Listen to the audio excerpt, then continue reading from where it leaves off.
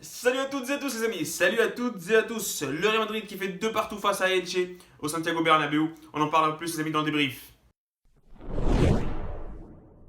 Salut à tous, j'espère que vous allez très très bien. Même avec ce score de 2 partout, j'espère quand même que vous allez très très bien. Et voilà, donc on va parler directement du match. 2 partout, match qui nous a... le Real mérite de gagner, c'est sûr et certain. On mérite de gagner les amis, on a fait plus de 20 tirs sur les cages de Elche. Eux, ils ont fait 3 tirs, je crois 3 tirs cadrés au total. Mais bon, de partout, c'est pas si grave que ça. Un nul, le FC Séville n'a pas gagné hier, ils ont aussi fait un nul, donc rien ne change au niveau du classement.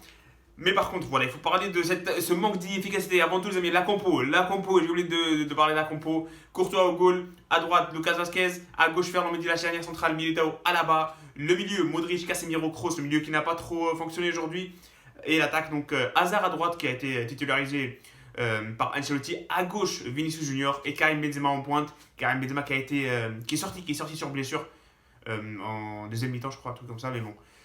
De partout donc contre Elche. En termes de contenu, les amis, on va parler première mi-temps avant. La première mi-temps, bon, le Real a bien joué. Le Real a bien joué. Il faut dire que le Real a bien joué, même s'il y a ce score de 2 partout. Le Real a bien joué.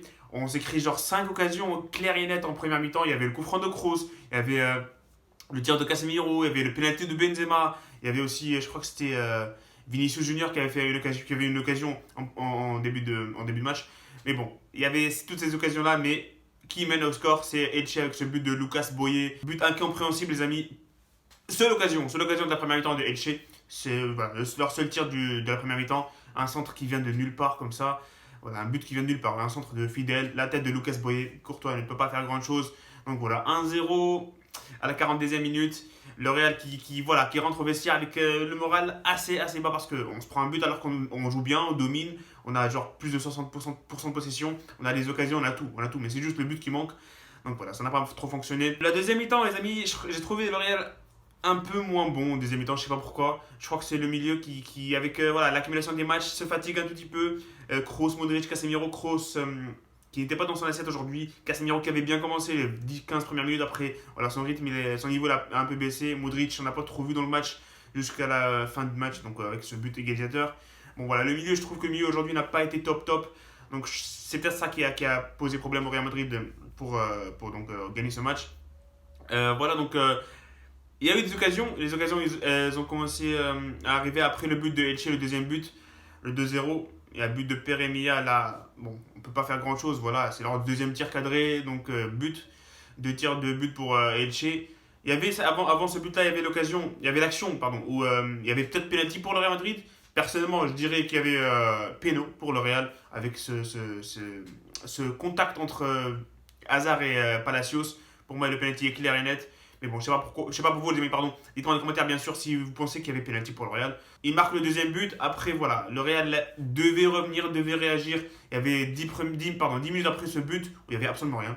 Rien ne s'est passé. Et voilà, après, vers la 80e minute, le Real a commencé avec les changements de Isco. On a vu le changement de Valverde, le changement de Rodrigo, le changement de Jovic. Et bon, les changements n'ont pas été n'ont pas apporté beaucoup de choses. On a vu Rodrigo qui n'a pas apporté, voilà, il n'a servi à rien tout simplement, tout comme Jovic. Valverde, on l'a même pas vu, Valverde. Je ne me rappelle pas avoir vu Valverde, franchement. Il est rentré, mais je sais pas. Bon. Bref, j'aurais bien aimé voir Bale. Isco, j'aurais bien aimé voir un peu plus tôt, parce que voilà, Kroos et Modric et Casemiro n'étaient pas bons du tout aujourd'hui. Mais bon, voilà, le but égalisé, le but de 2-1 qui arrive à la 82e minute sur penalty. Après, voilà, il fallait y croire tout simplement. Il y a cette petite tête de Casemiro qui touche la barre transversale avant le penalty, donc ça aurait pu aussi nous remettre dans le score.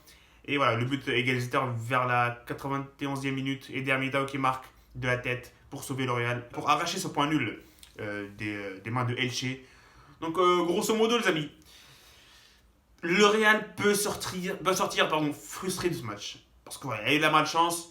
Il y a eu de la malchance, il y a eu beaucoup de malchance. Il y a eu deux poteaux, je crois. La transversale donc, et le poteau de Lucas Vasquez. Il y avait le penalty raté de Benzema, le penalty refusé pour Hazard. Beaucoup d'occasions. Le coup franc, les amis, la lucarne, le gardien qui enlève la balle. Bon. Bref, match où le Real méritait de gagner.